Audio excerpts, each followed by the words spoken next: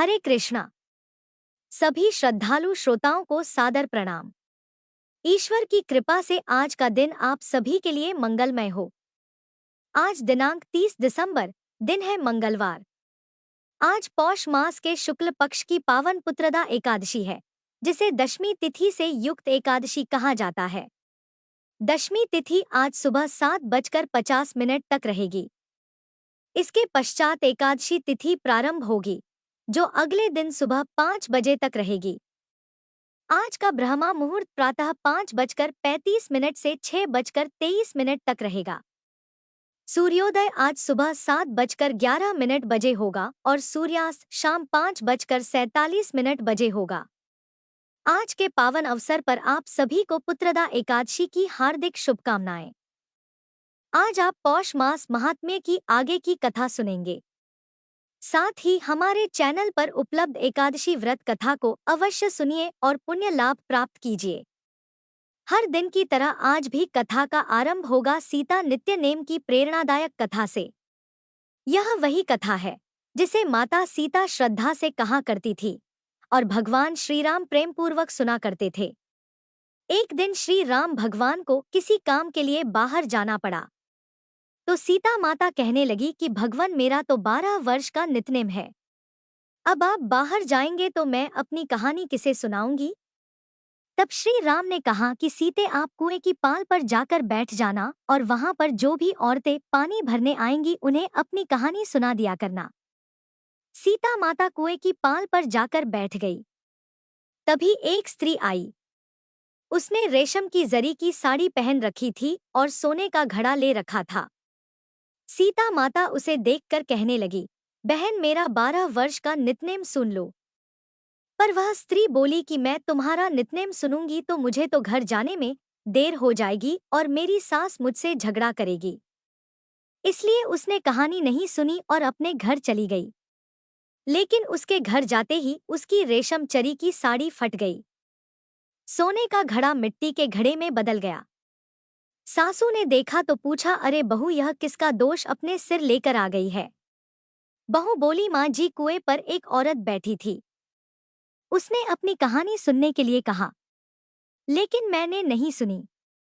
शायद उसी का यह फल मुझे मिला है। बहू की बात सुनकर अगले दिन वही साड़ी और वही घड़ा लेकर सास कुएं की पाल पर गई। सास को वहीं पर सीता माता बैठी मिली तो माता सीता ने कहा, बहन मेरी कहानी सुन लीजिए। सासू बोली, एक बार छोड़ मैं तो 4 बार कहानी सुन लूंगी। तब सीता माता बोली, राम आए लक्ष्मण आए देश के पुजारी आए नित नेम का नेम लाए आओ राम बैठो राम तपी रसोई जीमो राम माखन मिश्री खाओ राम दूध पताशा पियो राम सूत के पलका मोठो राम शाल दुशाला पोठो राम शाल दुशाला ओढ़ो राम जब बोलूं राम ही राम राम सवारे सबके काम खाली घर भंडार भरेंगे सबका बीड़ा पार करेंगे श्री राम जय जय राम। सासू बोली, बहन कहानी तो बहुत अच्छी लगी। फिर कहानी सुनकर सासू घर चली गई और उसकी साड़ी फिर से रेशम जरी की बन गई। मिट्टी का घड़ा भी फिर वापस से सोने के घड़े में बदल गया। बहू ने देखा तो कहने लगी, सासू माँ आपने यह सब कैसे किया? सासू बोली, बहू तू दोष लगाकर आई थी और मैं अब दोष उतार कर आ रही हूँ। बहू ने पूछा कि माँ जी वह कुएं वाली स्त्री कौन है? सासू ने बताया कि वह तो सीता माता थी। वह पुराने से नया कर देती है, खाली घर में भंडार भर देती हैं। वह लक्ष्मी जी का वास घर में कर देती हैं और मनुष्य की जो भी इच्छा हो उसे पूर्ण कर देती हैं। बहू बोली, माँ जी फिर तो ऐसी कहानी मुझे भी सुना दो। सास बोली कि ठीक है तुम भी सुनो। फिर सास ने कहानी शुरू की। राम आए लक्ष्मण आए देश के पुजारी आए नित नेम का नेम लाए आओ राम बैठो राम तपी रसोई जीमो राम माखन मिश्री खाओ राम दूध बताशा पियो राम सूत के पलका मोठो राम शाल दुशाला पोठो राम शाल दुशाला ओढ़ो राम जब बोलूं राम ही राम राम सवारे सबके काम, खाली घर भंडार भरेंगे सबका बेड़ा पार करेंगे, बोलो श्री राम जय जय राम। कहानी सुनकर बहू बोली, माँ जी कहानी तो बहुत अच्छी है। सासू ने कहा ठीक है, अब से हम इस कहानी को रोज किया करेंगे। अब सास बहू रोज सवेरे उठती, नहाती धोती और पूजा करने के बाद नित्यनेम की सीता माता की कहानी कहती। एक दिन की बात है, उनके यहाँ पड़ोस की एक औरत आई और बोली कि बहन जरा सी आँच तो देना। तो बहू बोली कि आँच तो अभी हमने जलाई ही नहीं। पड़ोसन बोली तो फिर तुम सुबह 4 बजे से उठकर क्या कर रही हो? तो उन्होंने कहा कि हम तो सुबह सुबह उठकर पूजा करते हैं। फिर सीता माता की नित्यनेम की कहानी कहते हैं। पड़ोसन ने उनकी बात सुनकर फिर कहा कि सीता माता की कहानी कहने से तुम्हें क्या मिला?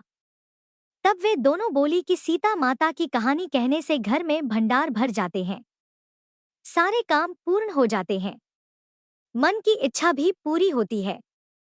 पड़ोसन ने कहा, बहन अगर ऐसा है तब तो फिर मुझे भी कहानी सुना दो।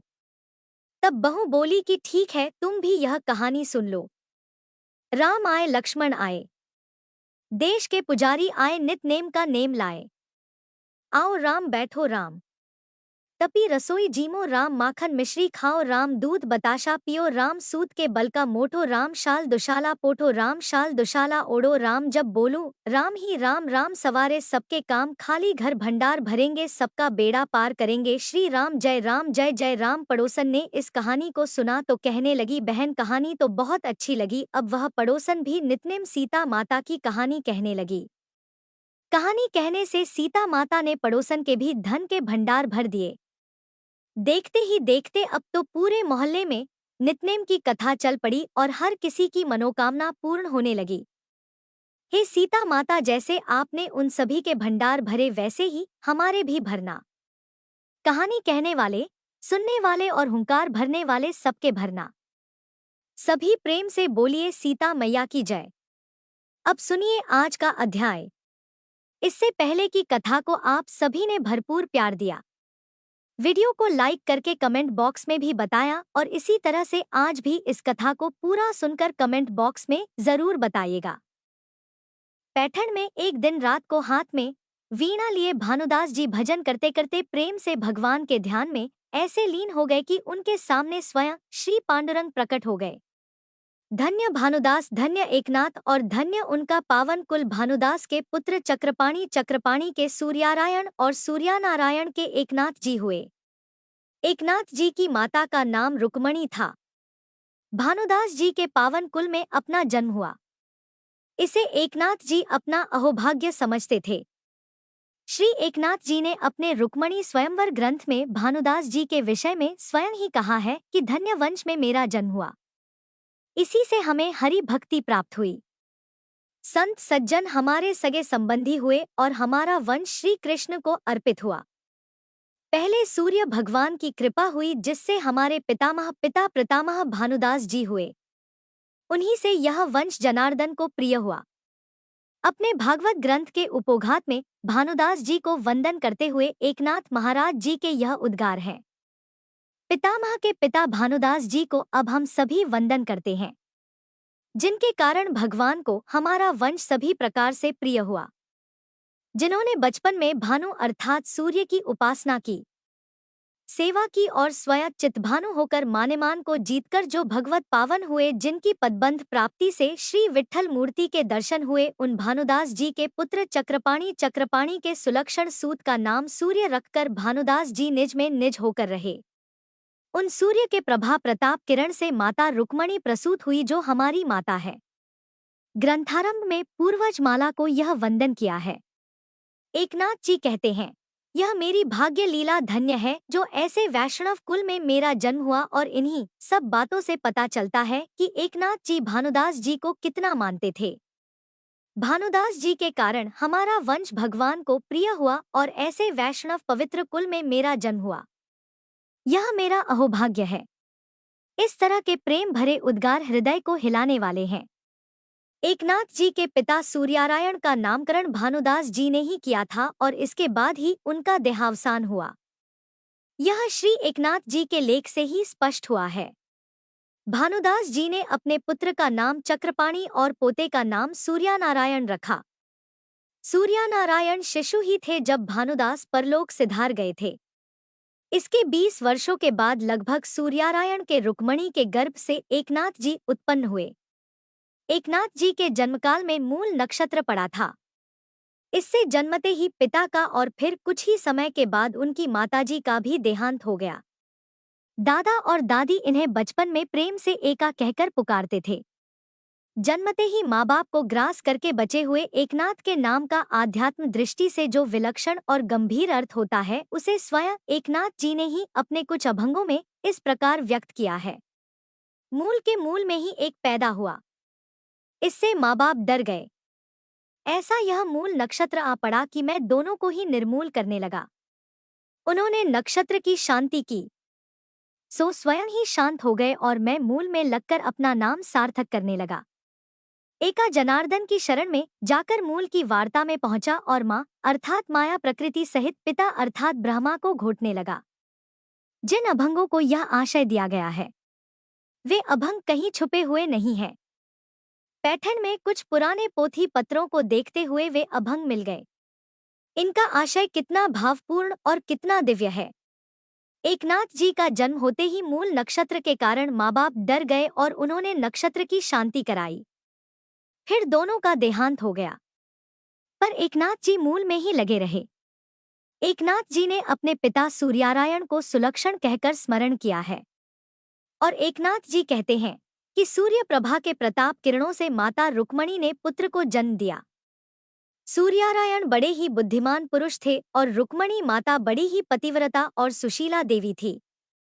माता पिता अपने पुत्र का बचपन लाड प्यार करने के लिए भी जीवित ना रहे और एकनाथ जी का लालन पालन करने के लिए अब उनके परिवार में संपूर्ण भार चक्रपाण जी पर आ पड़ा।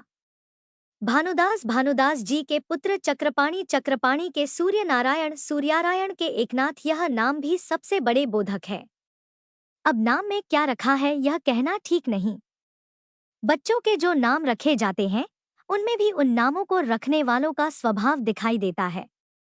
भानुदास ने अपने पुत्र और प्रपौत्र के ऐसे नाम रखे जिनसे उनकी हरि भक्ति प्रकट होती है। बच्चों के लल्लू बुद्धू नाम रखने वाले लल्लू बुद्धू संसार में बहुत सारे हैं। सुलोचना, चारुचंद आदि शरीर सौंदर्य दर्शक नाम रखने वाले रसिक माँ बाप भी बहुत हैं। पर धर्मशील घरानों में यह पद्धति है कि अपने उपास देवों, तीर्थों, संतों और साध्वियों या फिर अन्य देवी देवताओं के नाम ही अपने बच्चों के रखे जाते हैं।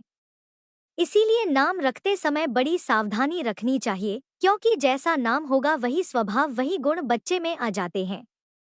भानुदास जी पर उनके बचपन में जिन सूर्यनारायण ने ब्राह्मण वेश में आकर अनुग्रह किया, उनका नित्य स्मरण करने के लिए ही उन्होंने अपने पोते का नाम सूर्यनारायण रखा और यही परंपरा आगे भी चली। एकनाथ तो एकनाथ ही हुए। सो एकनाथ जी ने अपने पुत्र का नाम हरि रखा और अपनी दो पुत्रियों के नाम गंगा और गोदा रखकर अपने काशीवास और नित्य के पैठण वास की संगनी गोदा का स्मरण जागृत रखा। गोदा का प्यार का नाम उन्होंने लीला रखा था, सो भी भगवान नाम का ही स्मरण था। मानो एकनाथ रूप पुरुषोत्तम के घर इस प्रकार हरि और लीला यह भाई बहन खेलने लगे। लीला के पुत्र का नाम भी एकनाथ जी ने ही मुक्तेश्वर रखा था। एकनाथ जी की पत्नी का नाम गिरजा था। भानुदास के कुल में सबके यह नाम भी उनके घर में विलास करने वाली भगवत भक्ति का ही स्मरण कराने वाले हैं। इसलिए यहाँ पर इन सभी बातों का इतना विस्तारपूर्वक वर्णन किया गया है। एकनाथ जी बचपन से ही बड़े बुद्धिमान और श्रद्धावान थे। श्रद्धा और मेधा उनके जन्मकाल में ही उनके साथ उत्पन्न हुई थी, या फिर यह कह सकते हैं कि इनका स्नेह उन्होंने पूर्व जन्म से ही प्राप्त किया था। स्नान, संध्या, हरि भजन, पुराण श्रवण और देव पूजन में उनकी बड़ी प्रीति थी। हाथ में करताल लेकर या कंधे पर कलछुल या ऐसी ही कोई अन्य चीज रखकर उसी को वीणा समझकर वह भजन किया करते और पत्थर सामने रखकर उस पर फूल चढ़ाकर राम कृष्ण हरि कहते हुए नाचने लगते। कोई कथा वाचक या कीर्तन करने वाले हरि भक्त कहीं से आ जाते तो उन्हें दंडवत करते और ऐसी एकाग्रता के साथ कथा सुनते मानो उन्हें सब कुछ समझ में आ रहा हो। कोई कुछ कहता तो परिश करके वक्ता को रिझाने लगते। दादा पूजा में बैठते तो उन्हीं के पास बैठकर पूजा कर्म में अपने नन्हे नन्हे हाथों से उनकी सहायता करते। इनके यह सुलक्षण देखकर वृद्ध दादा और दादी के नेत्रों से प्रेमाश्रु बहने लगते। एकनाथ जी हाथ में कोई डंडा लेते और उसी में कोई कपड़ा बांधकर उसी को यह हमारा झंडा ऐसा कहकर नाचते कूदते। तब उन वृद्धों से रहा नहीं जाता। वे उन्हें गोदी में उठा लेते और खूब प्यार करते। यह कहते कि यह लड़का भानुदास का यश दिग्दिगंत में फैलाएगा। अड़ोसी पड़ोसियों को भी एकनाथ जी ने अपने गुणों से मोहित कर रखा था। बचपन में भी इनका स्वभाव हठ ही नहीं था और ना ही इनमें कोई लड़कपन था। जो कुछ मिल जाता उसी से यह संतुष्ट हो जाते थे। देव, ब्राह्मण और साधु महात्माओं के विषय में सहज प्रेम, सख्य में प्रीति, अंतर्बाह्य सरलता, जैसे भीतर से वैसे ही बाहर से भजन में मगन होकर भूख प्यास तक को भूल जाना, सबके प्रिय होना, नम्रता, यह सारे गुण एकनाथ जी में बचपन से ही थे। कारण यह था कि उनके दादा परदादा भी ऐसे ही थे और इसके लिए एकनाथ जी ने कोई अभ्यास भी नहीं किया था। अनेक गुणों का सहज साहचर्य होने से निरअभिमानता और शांति, यह दो अलौकिक गुण भी उनमें बचपन से ही प्रकट हो गए थे। इनकी मनोहर मूर्ति देखकर और इन्हें भानुदास जी के श्रेष्ठ कुल का बचा हुआ एकमात्र तंतु जानकर पैठण के लोग इन्हें बहुत प्यार करते थे। और इस प्यार के साथ साथ इन गुणों का योग होने से बालकपन से ही इस बाल भागवत का जय जयकार होने लगा। छठे वर्ष एकनाथ जी का यज्ञोपवीत संस्कार हुआ और उन्हें ब्रह्मकर्म की उत्तम शिक्षा मिल गई। नित्य सायंकाल कथा बांचने वाले पंडित जी इन्हीं के घर पर आकर कथा बाचा करते और इनसे नियम पूर्वक संस्कृत का भी अध्ययन करा लेते थे। पुराणों की कथाएं एकनाथ महाराज जी बड़ी श्रद्धा से सुनते थे। फिर सुनी हुई कथाएं अपनी दादी को सुनाते थे और दादा से तथा पंडित जी से बहुत सारे प्रश्नों पर प्रश्न करके उन्हें थका डालते थे। किसी चीज को कंठस्थ करने में उन्हें बहुत ज्यादा समय बिल्कुल नहीं लगता था। इतनी कम उम्र होने पर भी त्रिकाल संध्या वर्ष में कभी चुकते नहीं थे।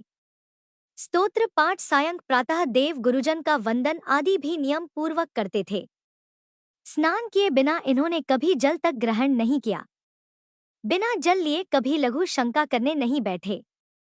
इनकी नियमितता और शुद्धता सुचिता देखकर बड़े बूढ़े भी दांतों तले उंगली दबा लेते थे।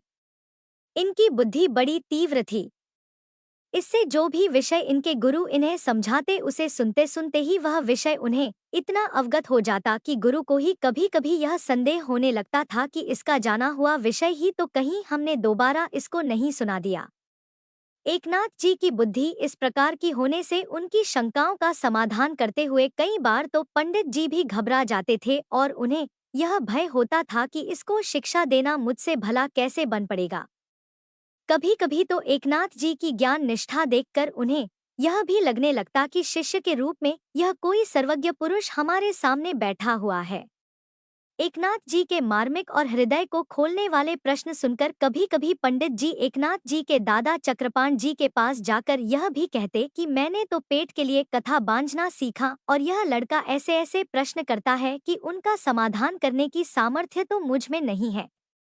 इस प्रकार 12 वर्ष की अवस्था में रामायण, महाभारत और अनेक पुराणों के रम्य कथाएं और भागवत के ध्रुव, प्रहलाद आदि बाल भागवतों के आख्यान सुनकर एकनाथ जी की बुद्धि में जो विलक्षण शक्ति उत्पन्न हुई उसे समझ पाना बड़े बड़े पंडितों के लिए भी बहुत दूर की बात थी। सामान्य लोगों को यह बात तो असंभव सी लगती है, कारण कि ऐसा बालक उन्होंने कहीं भी नहीं देखा। परंतु एकनाथ जी का सारा चरित्र ही असामान्य होने से उनके बचपन में ही ऐसी असामान्य बातों का होना बिल्कुल सामान्य है, साधारण बात है। इसमें कोई आश्चर्य की बात नहीं। लौकिक गुरु से प्राप्त हो सकने वाली लौकिक विद्या पूर्व जन्म अभ्यास के बल से एकनाथ जी को सहज ही प्राप्त हो गई। पर इससे उनका समाधान कैसे होता? उनका मन बेचैन हो उठा कि ध्रुव, प्रहलाद आदि को जैसे नारद जी मिले वैसे भगवान की प्राप्ति करा देने वाले सद्गुरु मुझे कब मिलेंगे? अब तो खाने पीने से भी उनकी रुचि हट गई। ऐसे शिष्य के लिए सद्गुरु कहीं दूर थोड़े ही होते हैं। जैसे पके हुए फल में चोंच मारने के लिए तोता तैयार ही रहता है, वैसे ही सत्शिष्य के तैयार होते हुए ही उस पर अनुग्रह करने के लिए सद्गुरु भी वैसे ही तैयार बैठे रहते हैं। एक दिन रात का समय था। रात का तीसरा पहर बीत चुका था। एकनाथ जी अकेले शिवालय में हरि गुण गाते हुए बैठे हुए थे। सद्गुरु की खोज में लगे हुए हृदय में उन्होंने यह आकाशवाणी सुनी। देवगढ़ पर जनार्दन पंत नामक एक सत्पुरुष रहते हैं। उनके पास जाओ, वह तुम्हें कृतार्थ करेंगे। इस आकाशवाणी को सुनते ही घर द्वार या वृद्ध दादा दादी का कुछ भी ख्याल ना करके नाथ भगवान का नाम लेकर वहां से चल पड़े और तीसरे दिन प्रातः काल देवगढ़ पर जा पहुंचे। वहीं पर उन्हें जनार्दन पंत जी के दर्शन हुए। गदगद होकर उन्होंने अपना शरीर गुरु चरणों में अर्पण कर दिया। जनार्दन पंत जी के दर्शन जब पहले पहल एकनाथ जी को हुए तो दोनों को बड़ा ही आनंद हुआ। ध्रुव के समान विरक्त हुए एकनाथ जी की उस वामन मूर्ति को देखकर जनार्दन स्वामी बड़े प्रसन्न हुए और उन्होंने बहुत प्रेम से उनको अपने पास रख लिया। गुरु का सदाचार, ब्रह्मा निष्ठा और प्रेम हृदय देखकर एकनाथ जी की चित्तवृत्ति उनके चरणों में संलग्न हो गई। फिर एकनाथ जी ने लगातार 6 वर्ष तक बड़े भक्ति भाव से जनार्दन स्वामी जी की अपूर्व सेवा की और फिर वह उनके अनुग्रह के पूर्ण पात्र बन गए। एकनाथ जी की गुरु सेवा का ऐसा क्रम था कि गुरु सोकर उठे, इससे पहले ही शिष्य जाग उठे। रात को गुरु जी के पैर दबाएं। गुरु के सोने पर उनके पायताने में सो रहे। दिन रात घर द्वार चारों तरफ गुरु जी की सेवा में ही तत्पर रहकर बड़े उत्साह से जो भी काम सामने आ जाए उसे आज्ञा की वाट ना जोकर तुरंत कर डालें। भोजन के बाद बड़े प्रेम से पान लगाएं और गुरु जी के हाथ में दें और फिर गुरु विश्राम करने जब लेट जाएं, तब पंखा झले और अन्य प्रकार से अपने गुरु की सेवा करें। गुरु की विश्रांति में ही अपनी विश्रांति का अवसर भी निकाल लें। गुरु स्नान करने के लिए उठे तब उन्हें स्नान के लिए पात्र में जल भर कर दें। धोती चुनकर हाथ में दें। पूजा की सब सामग्री जुटा दें और पूजा के समय सदा सन्निध रहकर जब भी जिस भी वस्तु की आवश्यकता पड़े वह तुरंत आगे कर दें। गुरु जब समाधि लगाते तब शिष्य द्वार पर खड़े रहकर बाहर की सब उपाधियों का निवारण करते। गुरुगृह में कई आश्रित टहलवे और नौकर चाकर थे, पर उनकी कोई राह ना देखकर खुद ही बड़े प्रेम और उत्साह से तन मन लगाकर अपने गुरु की सेवा किया करते। ईश्वर से यही प्रार्थना करते कि गुरु सेवा करने की मुझे इतनी सामर्थ्य दीजिए प्रभु कि सब नौकर चाकरों का काम मैं अकेला ही कर सकूं। वह अपनी भूख प्यास की सुध ना रखकर गुरु की ही भूख प्यास का सदैव ख्याल रखते। अपने आराम करने या सोने का जरा भी ख्याल ना करके इसी बात में तत्पर रहते कि गुरु की निद्रा में जरा सी बाधा ना पड़ जाए। अपना भोजन नियमित रखकर ऐसा प्रयास करते कि गुरु भर पेट यथेच भोजन पावे। जरा भी अधिक भोजन होने से सुस्ती आ जाएगी और इससे फिर गुरु सेवा में विघ्न पड़ेगा। इसलिए बहुत ही कम आहार करते। गुरु का संतोष ही इनका संतोष था। गुरु के शब्द ही इनका शास्त्र था। गुरु की मूर्ति ही इनका परमेश्वर। गुरु का घर ही इनका स्वर्ग और गुरु के आप ही इनके आप थे। यही नहीं कि इनकी भावना भी गुरु ही थी और इसी परम शुद्ध भावना से यह गुरु की अखंड सेवा किया करते थे। यह मानते थे कि गुरु ही साक्षात परब्रह्म है। और इन 6 वर्षों में एकनाथ जी को पैठण का स्मरण तक नहीं हुआ। यही क्यों? यहाँ तक कि उन्हें तो गुरु की सेवा करते करते अपनी देह का भी विस्मरण हो गया। गुरु सेवा को ही उन्होंने परम धर्म माना और जब तक वे गुरु की सेवा में रहे उन्होंने गुरु सेवा के अलावा किसी अन्य वस्तु का चिंतन भी नहीं किया। गुरु सेवा करते करते एकनाथ जी के सब मनोविकार शांत हो गए। भूख प्यास आदि प्राण धर्म छूट गए। राग लोभ आदि जितने भी शत्रु थे वे शरीर छोड़कर चले गए। इंद्रियां वासना रहित हो गई। काया तेजोमय हो गई। इसलिए समाधान का तेज रोम रोम से उनके प्रकट होने लगा। गुरु सेवा से एकनाथ जी देहाभिमान शून्य हो गए। इस प्रकार गुरु सेवा से पहले उनकी चित्त शुद्धि हुई और वह गुरु प्रसाद को प्राप्त हुए। इस प्रकार एकनाथ जी का एक एक क्षण गुरु सेवा में ही बीतता था। एक दिन जनार्दन स्वामी समाधि लगाए हुए थे और एकनाथ महाराज जी द्वार पर अकेले ही बैठे अपने गुरु का ध्यान कर रहे थे। आसन, शयन, भोजन और चलते फिरते सर्वत्र गुरु का ही ध्यान करना यही उनका नित्य का अभ्यास था।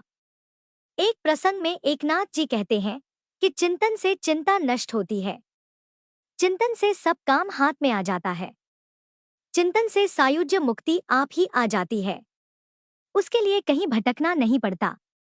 द्रौपदी ने जब चिंतन किया और भक्त सखा दौड़े आए, एक क्षण में उन्होंने दुर्वासा मुनि और उनकी समस्त मुनि मंडली को तृप्त कर दिया। सतत चिंतन करने वाले अर्जुन के रथ पर वह सारथी होकर बैठे।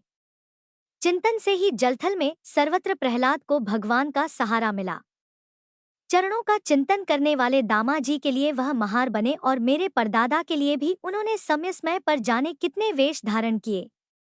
वही सर्वगत सर्वज्ञ सर्व अंतर्यामी सर्व साक्षी परमात्मा जनार्दन स्वामी के रूप में प्रकट हुए हैं। इसी दृढ़ भावना को धारण करके एकनाथ जी ने गुरु की मानस पूजा की और गुरु पूजा करते ही अहम भाव भूलकर वह गुरु स्वरूप में मिल गए।